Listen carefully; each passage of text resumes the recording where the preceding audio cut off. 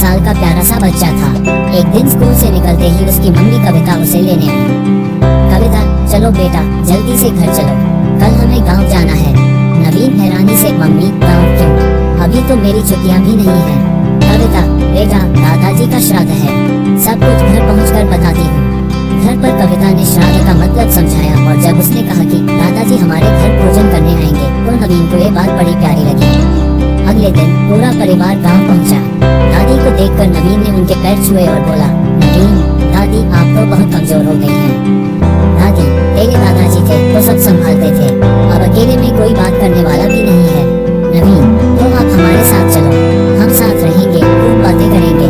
ये सुनकर कविता और राकेश थोड़े घबरा गए, कहीं दादी सच में चलने को तैयार न हो जाए। पर दादी मुस्कुराई और बोली, दादी बेटा तुम्हारा घर छोटा है, मैं यही ठीक हूँ। श्राद्ध वाले दिन पूरा गांव आ चुका था, घर में रौनक थी, लेकिन दादी जानती थी कि ये सब सिर्फ कुछ दिनों का मेला है। श्राद्ध पूरा हुआ, ब्राह्मण को भोजन और दान दक्षिणा दी गई। रात को सब बैठे बातें कर रहे थे, तभी नवीन, मैं अब दादी के पास रहूंगा।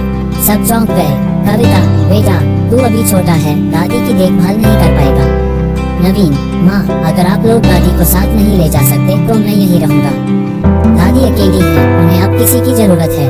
नवीन की बातों ने सबका दिल छू लिया। राकेश और कविता असमंजस में पड़ गए। दादी ने समझाने की कोशिश की, लेकिन नवीन का से मस नहीं हुआ।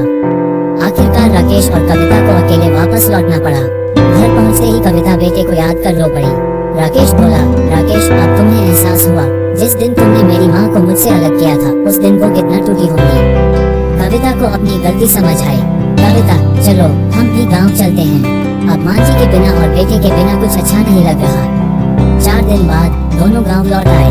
राकेश ने एक छोटी सी दुकान शुरू की, कविता ने दादी का और घर का सारा काम संभाल लिया।